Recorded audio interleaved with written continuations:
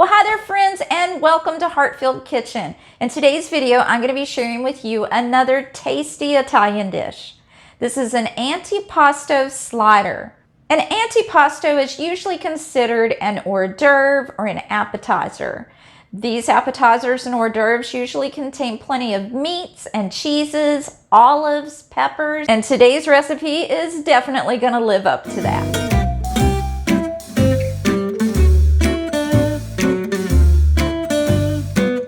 So if this sounds good to you, I sure hope that you'll stick around for today's video.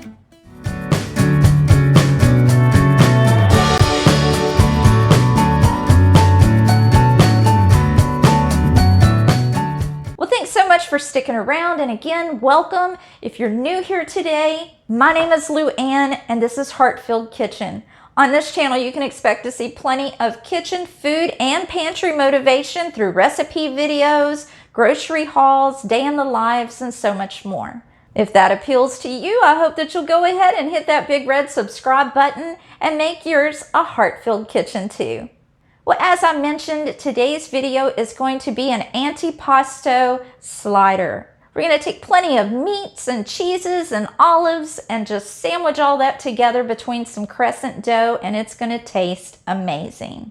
So I'm not going to make you wait any longer. We're going to jump right into today's recipe, and I'll meet you back here when we're through. Here are all of the ingredients that you'll need to make today's recipe. I'll start with your dough. For a full batch, which will fit into a 13 by 9 casserole dish, you will need 2 cans of crescent dough sheets or 2 cans of regular crescent rolls.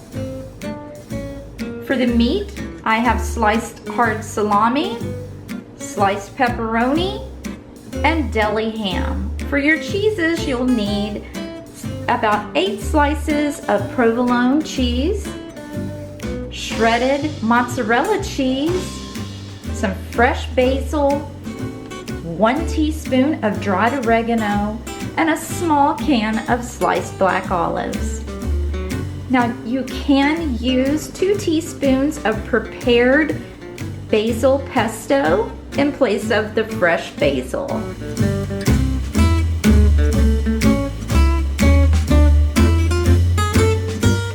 Next, you'll need to preheat your oven to 350 degrees. I did spray my casserole dish with some non-stick olive oil spray. Now you're going to press your first tube of crescent roll dough in the bottom of your greased casserole dish.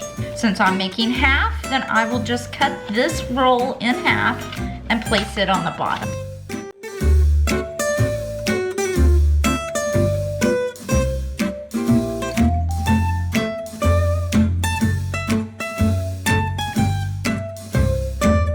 Next, we're going to arrange the provolone cheese on the bottom crust.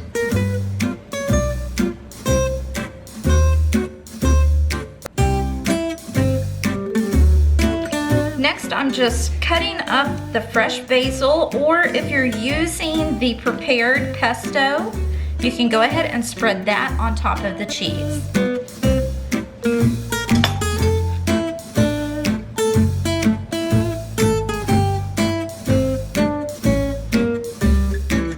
Now we're going to layer with the ham. Now I'm just going to lay my ham out. And you be the judge of how much ham you want to put on here. As you can see, I'm doing the half order in a very small casserole dish. So 1 covers it, but I'm going to go ahead and put 3. I'm just going to tear this third one into thirds. There we go. Now I'm adding the pepperoni.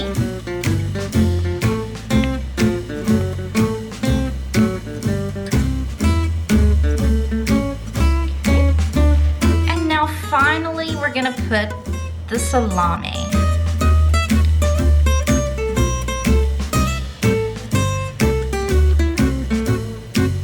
Now we love the pepperoncini peppers, so I'm going to go ahead and add a layer of those to the recipe. Now we're just going to top that with the black olives. Put as much or as little as you like, but we like a lot. Now we're gonna finish this off by adding our mozzarella cheese.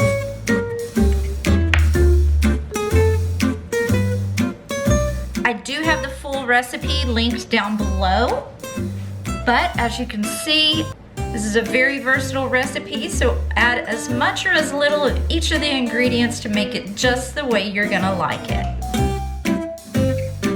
Okay, now that we have all of our ingredients, we're gonna top it off with the second can of your dough, or the second half in my case.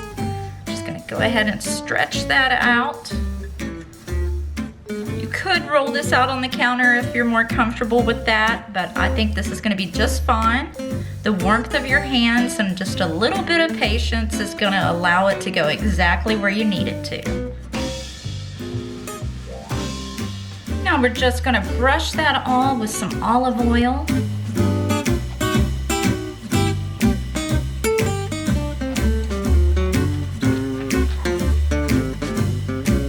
And sprinkle it with your dried oregano. Now if you wanted to, you could sprinkle it with some Parmesan cheese, you could add some garlic, it's totally up to you. But for today's recipe, I'm sticking to the recipe and I'm just gonna add the oregano. If you don't have oregano, you could substitute for just Italian seasoning. Okay, now we're just gonna place this in the oven for 30 to 35 minutes at 350 degrees.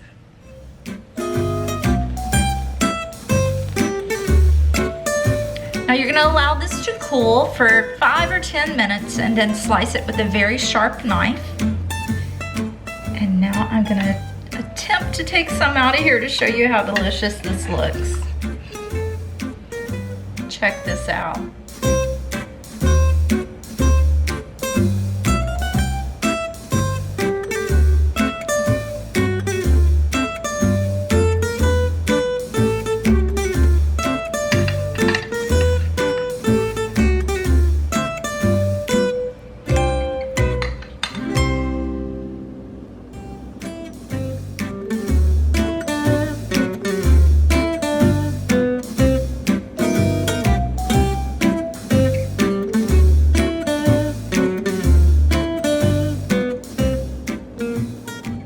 Well, this recipe sure did come through with plenty of meats and cheeses just packed completely full. I served these up with a warm bowl of tomato soup and a fresh garden salad. Well, today's recipe inspired you to make your own antipasto sliders, or if it just made you hungry, I sure hope that you'll give it a big thumbs up. And I sure hope that I'll see you in the next one. Until then, remember to put your whole heart into everything you do, and you'll have a heart-filled kitchen too.